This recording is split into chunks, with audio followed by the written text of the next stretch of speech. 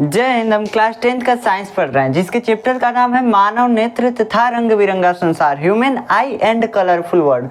और आज हम इस चैप्टर में वायुमंडल या अपवर्तन के बारे में समझेंगे।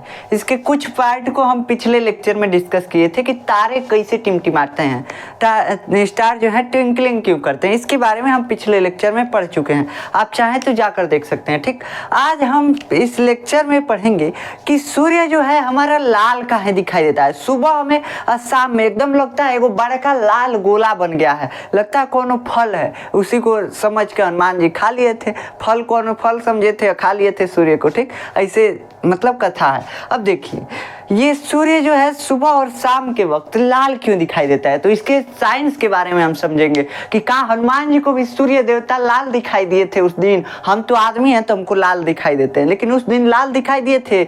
ऐसा देखेंगे आज कि क्या क्या इसका कारण होता है कि सूर्य काहे लाल दिखाई देता है सुबह और शाम के वक्त। ठीक, इसके बाद एक और चीज समझेंगे जो आज तक आप नहीं जानते होंगे। क्या नहीं जानते होंगे? कि समय से पहले सूर्योदय हो जाता है। मतलब सूर्य एक चुली में उगा नहीं होता है तभी हमको उगा हुआ दिखने लगता है। कैसे? मतलब समय से पहले सूर्य उग जाता है, उगने से पहले हमको दिखाई देने लगता है। ऐसा कैसे होता है इसके बारे में पढ़ेंगे। उसके बाद डूबने के कुछ देर बाद तक सूर्य हमको दिखाई देता रहता है। देखो इसका खेला बहुत हमको उल्लू पढ़ाता है। तो कैसे इसको समझे, क्या करता है ये कि हमको उगने के कुछ देर पहले ही दिखाई देने लगता है और डूबने के कुछ देर बाद तक दिखाई देता है। ऐसा रियलिटी है। काहे ऐसा होता है इसके रीजन के बारे में आज हम पढ़ेंगे। ठीक, तो पहले समझ लेते हैं हम कि सूर्य जो है पहले काहे उगता है और लास्ट में काहे डूबता है। ठीक, क्या पहले काहे उगता है, मतलब उगने से पहले हमको काहे दिखाई देने लगता है और डूबने के बाद तक क्यों दिखाई देता है, इसके बारे में पहले समझते हैं। तो देखो, एक होता है क्षितिज। क्या होता है बाबू? क्षितिज। अब कई को कोई समझ में नहीं आएगा वर्ड क्षितिज, गधा कई को होंगे सब, उन सबको नहीं समझ में आएगा। देखो क्षितिज क्या होता है। क्षितिज हम पिछले लेक्चर में भी बताए थे। ठीक, तो क्षितिज क्या होता है? क्षितिज वह स्थान है जहां आसमान और धरती मिलता हुआ प्रतीत होता है। मतलब यो हमको बेवकूफ़ बनाता है। एक चुली में नहीं मिलता है। आप देखे होंगे बचपन में तो देखते होंगे, लगता होगा आसमान वहाँ मिल रहा है धरती से, ऐसे चल के जाते होंगे तो देख रहे हैं और ये आगे मिल रहा है। वो बेवकूफ़ बनाता था आसमान और धरती। हमको लगता था कि कुछ दूर पे जाके दोनों मिल गए हैं सब, लेकिन ये बेवकूफ़ बनाते थे सब हमको, दोनों आसमान धरती। काहे? इसका भी कारण होता है, ये रिफ्रैक्शन ही इसका कारण होता है। देखो तो पहले देखिए, हमको समझना क्या है उसके बारे में तो समझना नहीं है, समझना है सूर्य काहे पहले उग जाता है। तो क्षितिज क्या है? क्षितिज वह स्थान है, वह जगह है जहां धरती और आसमान हमको मिलता हुआ दिखे, लगे कि मिल रहे हैं सब। एक चुली में नहीं मिलते हैं सब, याद रखना। रियलिटी ये नहीं है, रियलिटी ये है कि दोनों मिलते ही नहीं है सब, लेकिन हमको दिखता है कि दोनों मिल रहा है, आसमान और धरती का मिलन हो रहा है, हमको ऐसा लगता है। तो वही स्थान क्या कहलाता है? क्षितिज कहलाता है। अब मान लो भाई पृथ्वी है। क्या है बाबू? पृथ्वी है। हम यहाँ खड़े हैं, हमारे हिसाब से क्षितिज यह है, मतलब यहाँ पे आसमान मिल रहा है तो ये हुआ आपका क्षितिज। ठीक, ये रेखा जो हम खींचे तो ये हो गया क्षितिज। आपको लगेगा कि आसमान यहाँ पे मिल रहा है, हालांकि धरती पे ही आपको मिलता हुआ प्रतीत होता है, लेकिन हम बाहर दिखाए हुए हैं। ठीक, धरती पे तो लगता है, लेकिन लगता है कि धरती के बाद मिला हुआ है। हमको दिखता है ऐसा कि धरती के बाद मिला हुआ है। ठीक, लेकिन हमको धरती पे ही दिखता है। देखो कहने का मतलब ये है कि रियलिटी जो होता है धरती पे ही होता है, लेकिन हमको दिखता है कि धरती के बाद मिला हुआ है आसमान। ठीक, ऐसे समझ लीजिए। ठीक, तो हमको जहाँ पे आसमान मिलता हुआ प्रतीत होता है धरती से, उससे हमारे पास तक की रेखा को हम क्षितिज बोलते हैं। क्या बोलते हैं? क्षितिज बोलते हैं। ठीक, तो बाबू देखो, सूर्य का उदय कहाँ से होता है? सनराइज कहाँ से होता है? सूर्योदय कहाँ से होता है?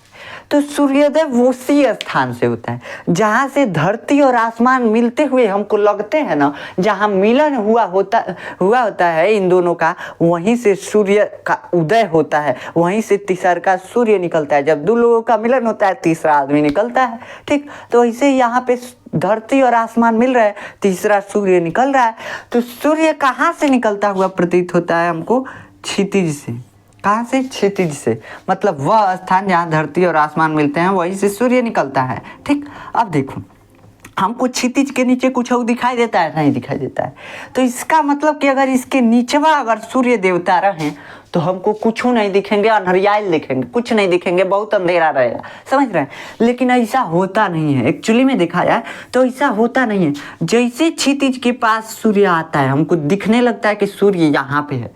कैसे दिखने लगता है एक्चुअली में यहाँ पे, लेकिन दिखता है यहाँ। कहाँ है? अपना स्थान कहाँ चेंज कर लिया है? कुछ गलती किया है का सूर्य? कोई क्राइम तो नहीं किया है देखा जाए तो। देखो यहाँ पे सूर्य जो है हमको क्षितिज के ऊपर दिखाई देने लगता है। कहाँ है? ये होता है वायुमंडलीय अपवर्तन के कारण। वायुमंडलीय अपवर्तन में ये सूर्य है, मान लीजिए सूर्य से प्रकाश की किरण आ रही हैं सब, ठीक ऐसे आई। एक किरण हम दिखा रहे हैं, सारा किरण ऐसे आए होंगे, ऐसे कई किरण आई होंगी, लेकिन हम एक किरण समझाने के लिए दिखा रहे हैं, ठीक। तो देखो यहाँ से जैसे आया, यहाँ पे क्या पड़ा? पृथ्वी का वायुमंडल पड़ा। क्या पड़ा बाबू? पृथ्वी का वायुमंडल पड़ा। यहाँ से वायुमंडल जो है अपवर्तन करता है, अपवर्तन करता है। यहाँ पे ये अभिलंब हम खींच देते हैं। दो माध्यम है। क्या क्या माध्यम है? ये है निर्वात। निर्वात का अर्थ क्या होता है? निर्वात का अर्थ होता है वीरान। वीरान मतलब खलिया जगह, जहाँ खाली कुछ नहीं होगा, हवा पानी कुछ नहीं, एकदम पाताल जिसको बोलते हैं ना, उसी को वीरान बोलते हैं, समझिए। तो पाताल मतलब कि जहाँ कुछ खाली हो, एकदम खाली, हवा पानी कुछ ना हो, कुछ भी चीज नहीं होना चाहिए, हवा भी नहीं होना चाहिए, तो उसी को बोलते हैं निर्वात यानी वैक्यूम, ठीक। जहाँ से हवा को भी खाली कर दिया गया, तो ये पार्ट होता है निर्वात, ये बाहर वाला। इसके बाद आता है पृथ्वी का वायुमंडल। है हमारा धरती है ना, इसके चारों तरफ कुछ हुए दूर तक हवा भरा हुआ, उसके बाद हवा नहीं है, खलियर है, एकदम खाली खाली है, ठीक। तो जहां तक हवा भरा हुआ है उसको बोलते हैं पृथ्वी का वायुमंडल है, एटमॉस्फेयर है अर्थ का, ठीक। अब यहाँ पे क्या है? ये निर्वात, यहाँ पे वैक्यूम है, मतलब वायुमंडल के हमारे बाहर क्या होगा? वैक्यूम होगा, यानी खाली जगह होगा, ठीक। अब समझ में आया? तो है देखो यहाँ पे आ रहा था सूर्य का प्रकाश, है हमारा हो गया वायुमंडल, है हो गया निर्वात। निर्वात में प्रकाश का अपवर्तन होगा? नहीं होगा। काहे से कि निर्वात में कुछ हो ये नहीं है, तो मोड़ेगा क्या? प्रकाश को मोड़ने के लिए मीडियम चाहिए, और मीडियम कुछ नहीं है, खाली है। क्या है? खाली है, खलियर चीज कुछ नहीं करता है, तो यहाँ पे क्या करेगा? प्रकाश नहीं मुड़ेगा। काहे नहीं मुड़ेगा? काहे से कि निर्वात का मतलब खाली स्थान, खाली स्थान से प्रकाश थोड़ी है ना मुड़ेगा, उसको तो चाहिए मीडियम, कोई माध्यम चाहिए, जैसे पानी चाहिए, हवा चाहिए, कुछ कांच चाहिए, कुछ और रहता तो मुड़ जाता, इधर उधर होता, भटकता, लेकिन कुछ नहीं है तो भटकेगा नहीं। अब मान लो आप सिंगल हो कहीं जा रहे हो, तो आप इधर उधर रास्ता से जाएंगे, कहेंगे ना है नहीं काहे घूमने जाए, शॉर्टकट चलते हैं, ठीक।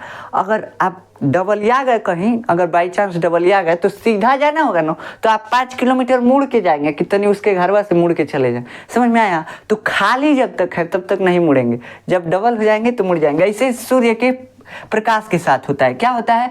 जब खाली है तो कुछ नहीं है, तो मोड़ने वाला इसको है कौन? कोनो मीडियम नहीं है, कोनो माध्यम नहीं है। अब यहाँ पे आया वायुमंडल, पृथ्वी का वायुमंडल। कहा तुम अकेले था, हम तुमको मोड़ते हैं, तो यहाँ पे वायुमंडल क्या करता है? इसको मोड़ देता है, मतलब अपवर्तन कर देता है इसका। अब अपवर्तन कैसे होगा? ये है निर्वात, ये है हवा। अब देखिए ये हो गया हवा, ये हो गया हवा आपका, ये हो गया निर्वात। निर्वात मतलब खाली, इसको बोलेंगे विरल माध्यम।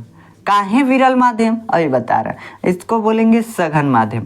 विरल का मतलब जिसके कण बहुत दूर दूर हो, तो इसमें तो कड़े नहीं है, सब दूर दूर का बतिए छोड़ो। अब मानो हमको खाली स्थान, ज्यादातर खाली स्थान खोजना है, एकदम हमको खाली मिल गया तो खाली ही तो बोलेंगे। अब हमको खोजना था कि कुछ कुछ खाली स्थान हो, लेकिन पूरा खाली है तो विरल है। विरल मतलब कुछ कुछ खाली होना चाहिए, इसकी अपेक्षा ये पूरा पूरा खाली है, खाली मतलब विरल है, ठीक। हवा यहाँ पे भरा हुआ है, यहाँ पे पूरा पूरा खाली है, तो विरल ही तो होगा। विरल मतलब रेयर मीडियम, ठीक, मतलब जिसके कण दूर दूर हो। तो यहाँ पे दूर दूर का बतिए छोड़ो, है ये नहीं है कण सब, ठीक।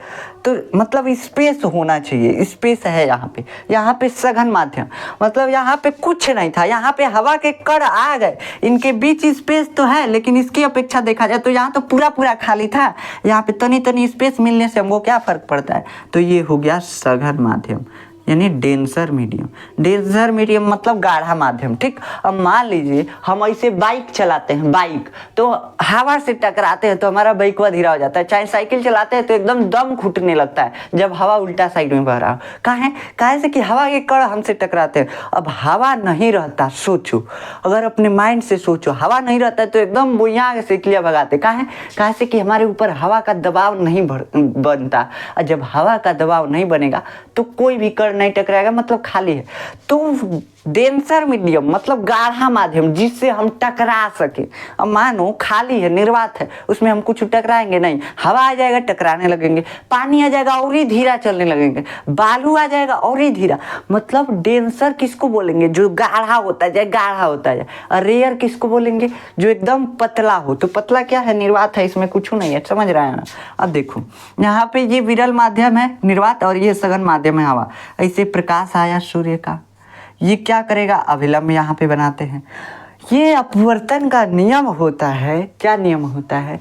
कि जब भी सूर्य का प्रकाश विरल माध्यम से सघन माध्यम में जाता है, रेयर मीडियम से डेंसर मीडियम में जाता है, रेयरर मीडियम से डेंसर मीडियम में जाता है, तो क्या करता है? नॉर्मल की तरफ झुक जाता है, अभिलंब की तरफ झुक जाता है, तनी मनी मुड़ जाएगा, अपना रास्ता भुला जाएगा, भटक जाएगा। समझ रहे हैं? तो यही अपवर्तन होता है। अब यहाँ पे भी सेम वही प्रोसेस होगा। क्या हो रहा है? यहाँ पे निर्वात क्या है? विरल माध्यम है, रेयरर मीडियम है। क्या है? विरल माध्यम है यानी रेयरर मीडियम है। और ये हवा जो है सघन माध्यम है। हवा अपवर्तन नहीं करता है, लगभग ना के बराबर करता है, लेकिन बहुत कम अपवर्तन करता है ये भी हवा। तो उसको यहाँ पे ध्यान में रखा जा रहा है। हम बताए हैं आपको कि हवा कुछ भी अपवर्तन नहीं करता है, हम आपको बताए हैं, हम मानते हैं। लेकिन अपवर्तन यहाँ पे हल्का हल्का हवा करता है। हवा जो है प्रकाश को हल्का सा मोड़ता है। हम आपको बताए थे कि हवा और निर्वात का अपवर्तनांक लगभग 1 होता है, लगभग बताए थे। लेकिन हवा का अपवर्तनांक क्या होता है? 1.08। ये देखिए, तो 0.8 जो है यही अधिका है थोड़ा सा, इसीलिए क्या कर देता है? अपवर्तन कर देता है। अपवर्तन मतलब प्रकाश को मोड़ देता है, हल्का सा ही मोड़ता है, ज़्यादा नहीं मोड़ता है, हल्का सा ही मोड़ता है, लेकिन अपवर्तन कर देता है। अब मान लो यहाँ से प्रकाश आया, क्या यहाँ पे आई एंगल बना, ठीक, आई एंगल बना। अब जैसे ये प्रकाश इसमें घुसेगा हवा में, तनी मनी अभिलंब की तरफ झुक जाएगा, अभिलंब की तरफ झुक जाएगा, यहाँ पे आर एंगल बनेगा। हम यहाँ से खड़ा होके देख रहे थे इसको, ठीक, लेकिन हमको ये दिखने लगा कि ये जो हमको ये प्रकाश बस दिख रहा है, इसके पहले वाला प्रकाश नहीं दिख रहा है जो मुड़ा हुआ है, हमको ये नहीं दिखता है। अब इसको देख रहे हैं, इस प्रकाश को, तो देख रहे हैं कि लग रहा है कहीं यहाँ से पीछे से आ रहा है। तो जहाँ से हमको लगता है कि आ रहा है वहीं पे वो वस्तु होता है, ठीक। तो ये वस्तु कहाँ पे हमको दिखाई देगा? यहाँ क्षितिज के ऊपर दिखाई देगा। सूर्य है ये वस्तु, और सूर्य सन जो है हमको कहाँ दिखाई देगा? क्षितिज के ऊपर। तो समझ में आया कि सुबह हमें काहे सूर्य जो है उगने से पहले उग जाता है, और शाम को काहे डूबने से पहले डूब जाता है। अब देखो इधर बना के हम दिखा देते हैं आपको कि डूबने से पहले काहे डूब जाता है। इधर के लिए क्षितिज, इसके सामने होगा, ठीक ठीक, ये हो गया आपका क्षितिज। यहाँ पे आया आपका सूर्य, लेकिन ऐसे गया प्रकाश, और यहाँ से अभिलंब है, अभिलंब है, ठीक। ऐसे मुड़ा, ऐसे हल्का सा मुड़ा, ऐसे हम मिलाए तो लगा कि सूर्य यहाँ पे है कहीं पे, ठीक, यहाँ पे।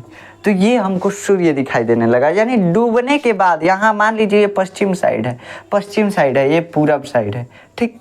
तो पूरब साइड से सूर्य उगा, लेकिन अभी उगा नहीं था, हमको तभी दिखाई देने लगा। काहे दिखाई देने लगा? वायुमंडलीय अपवर्तन के कारण। ऐसे तिरछा फेंका प्रकाश, बस ऐसे मुड़ गया, हमको लगने लगा कि पीछे से आ रहा है प्रकाश, जहाँ से आता हुआ हमको लगता है वहीं वो वस्तु होता है, दिखाई देने लगता है। हमको होता नहीं है बल्कि दिखाई देने लगता है। तो यहाँ पे हमको दिखाई देने लगा ये वस्तु, ठीक। तो वस्तु क्या था? सूर्य। तो सूर्य हमको यहाँ पे दिखाई देने लगता है क्षितिज के ऊपर, मतलब हमको उगने से पहले ही सूर्य उगता हुआ दिखाई दे रहा है, और डूबने के बाद अभी डूबता हुआ दिखाई दे रहा है। समझ रहे हैं? तो ये होता है वायुमंडलीय अपवर्तन के कारण, advance sunrise and delay sunset. अब देखिए, अब हम अगला पढ़ते हैं। अगला क्या है? अगला ये है कि आखिर सूर्य जो है लाल का है दिखाई देता है उगते और डूबते समय। उगते समय एकदम देखेंगे तभी भी लाल दिखाई देता है, और डूबते समय देखेंगे तभी भी लाल दिखाई देता है। ऐसा काहे होता है? तो इसमें देखिए, हम आपको एक चीज़ बताए थे, वेवलेंथ बताए थे। क्या बताए थे बाबू? वेवलेंथ बताए थे, यानी तरंग दैर्ध्य बताए थे। हम वेवलेंथ बोलें या तरंग दैर्ध्य बोलें, दोनों एक ही चीज़ है। वेवलेंथ इंग्लिश में बोलते हैं, तरंग दैर्ध्य हिंदी में बोलते हैं, तो याद रखिएगा अब से। अब देखो हम बताते हैं आपको, सूर्य जो है डूबते समय और उगते समय काहे रेड दिखाई देता है। अब यहाँ पे समझिए, सूर्य के प्रकाश में कितने कलर होते हैं? सूर्य के प्रकाश में 7 कलर होते हैं। हम आपको बताए थे विबग्योर, VIBGYOR,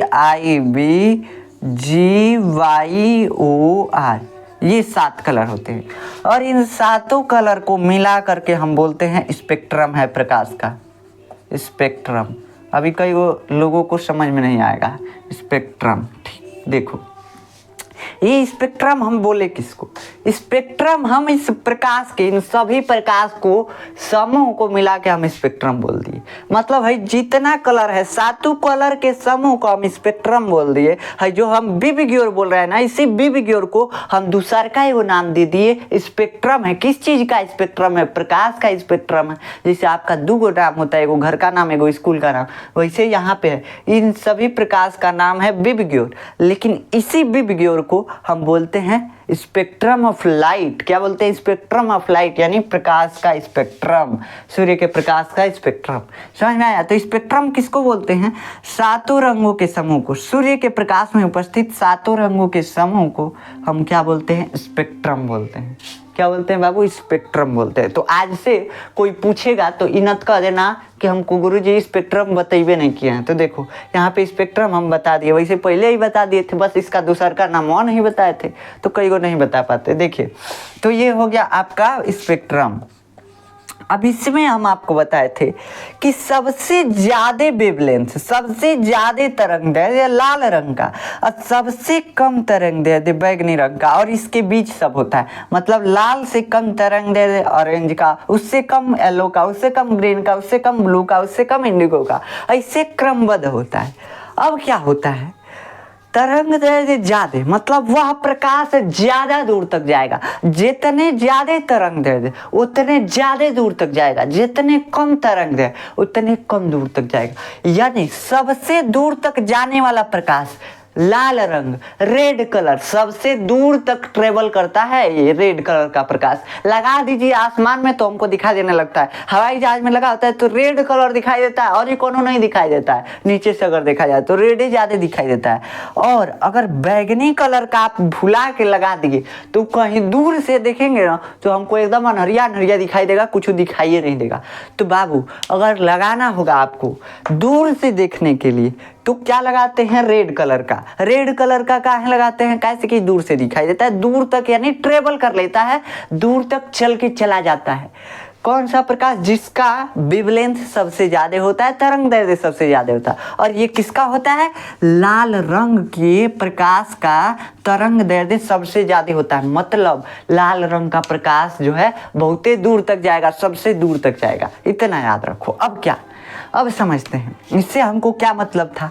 अब सूर्य जो है उगता हुआ है क्षितिज में, क्षितिज यहाँ पे है आपका, उगता है, ठीक। अब इससे सभी कलर का प्रकाश निकलता है। मान लीजिए सारे कलर का प्रकाश है।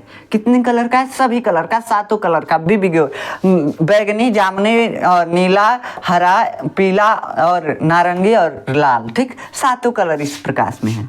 यहाँ तक तो सही सही सब कुछ था, सब कुछ रियलिटी था। 7 कलर एकदम ट्रांसपेरेंट था, ठीक, मतलब दिख रहा था 7 कलर का प्रकाश जा रहा है। लेकिन जैसे वायुमंडल आया, वायुमंडल बुलावे कहाँ आ रहा है तू, अभी हम ढेर दूर हैं, तो क्या कहेंगे? मान लीजिए आप यहाँ पे आँख लगा के देख रहे हैं, आँख लगा के देखेंगे, कान लगा के तो देखेंगे नहीं, तो मान लीजिए आँखें लगा के देख रहे हैं। अब क्या करेंगे?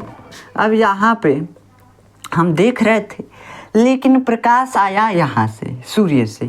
जैसे आया इसमें 7 कलर थे, सबसे ज़्यादा दूर तक ट्रेवल करने वाला लाल रंग।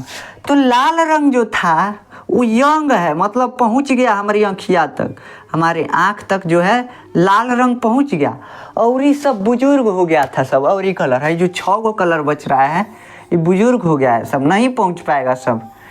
मतलब चल नहीं पाएगा सब उतना दूर तक, तो इधर ये छिटा जाता है, इधर ये बिखर जाता है। और सब कलर मतलब कि बैगनी रंग, जामुनी रंग, नीला रंग, हरा रंग, पीला रंग और नारंगी रंग, इन सब का रोशनी जो है इधर ये बिखर जाता है, हमारी आँखी तक पहुँचने से पहले बिखर जाता है सुबह में, इसलिए सूर्य हमको लाल दिखाई देता है। अब कहेंगे नहीं समझ में आया, तो देखो अगर मान लो सूर्य यहाँ पे रहता है, हम यहाँ ही खड़े रहते, यहीं पे खड़े रहते, ठीक, तो यहाँ से सीधा प्रकाश जाता है और इतनी दूरी प्रकाश को तय करना है वायुमंडल में।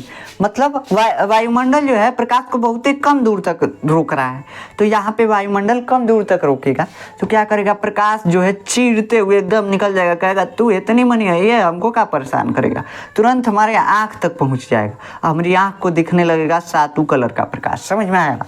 अब देखो यहाँ पे क्या हो रहा है, यहाँ पे तो बहुत कम दूरी था, लेकिन यहाँ पे जब क्षितिज होता है तो हम पृथ्वी के ऊपर यहाँ पे खड़े होते हैं और हमको सूर्य नीचे दिखाई देता है, मतलब क्षितिज पे दिखाई देता है, जहाँ आसमान और धरती मिलते हुए प्रतीत होते हैं। अब इस प्रकाश को, सातों रंग के प्रकाश को जाना पड़ता है, इतना दूर का वायुमंडल को चीरते हुए जाना पड़ता है। तो हई देखो, हई सब बुजुर्ग हो गए हैं सब कलर, और रेड जो है यंग है, मतलब रेड का वेवलेंथ ज़्यादा है और इन सब का वेवलेंथ कम है, मतलब बहुत कम दूर तक ये सब चल पाते हैं, सब थक जाते हैं, दूर तक नहीं जा पाते हैं। और ये रेड कलर जो है बहुत दूर तक चला जाता है, ये थकता नहीं है, तो ये जो है वायुमंडल में चला जाता है दूर तक, जो हमारी आंखों पर पहुंच जाता है, इसीलिए रेड कलर बस हमारे आंखों तक पहुंचता है, इसीलिए सूर्य हमको लाल दिखाई देता है। और ये सब कलर जो है इधर ये वायुमंडल में बिखर जाता है, छिटाया जाता है इधर उधर, तो हमारे आंख तक पहुँच ही नहीं पाता है, तो हमको सूर्य का असली कलर नहीं दिखाई देता है। एक्चुअली में सूर्य लाल नहीं होता है, समझ में आ गया। तो देखा जाए तो ये किससे होता है, अपवर्तन के कारण होता है। सूर्य का प्रकाश जाता है, हमारी आँखियाँ तक बस रेड कलर पहुंच पाता है, इसलिए हमको सूर्य रेड दिखाई देता है सुबह और शाम के वक्त, ठीक। अब शाम के वक्त भी यही होगा, ये मान लीजिए क्षितिज है, ठीक, इतना नीचे नहीं रहेगा, मान लीजिए यहाँ पे क्षितिज है, यहाँ पे सूर्य डूब रहा है। अब डूबते समय यहाँ पे हम आँख लगाए हुए हैं, आँख तक जाते जाते बहुत दूर चला जाएगा, प्रकाश को बहुत ट्रेवल करना पड़ेगा, इसलिए क्या होगा, इसलिए जो रेड कलर का रोशनी है वही पहुंच पाएगा। समझ में आया। और ये सब कलर बिखर के इधर उधर छिटा जाएगा, नहीं पहुंच पाएगा। तो इसलिए हमको सुबह और शाम के वक्त जो सूर्य है लाल दिखाई देता है। तो आशा है कि आपको समझ में आया होगा कि सूर्य सुबह और शाम के वक्त लाल क्यों दिखाई देता है।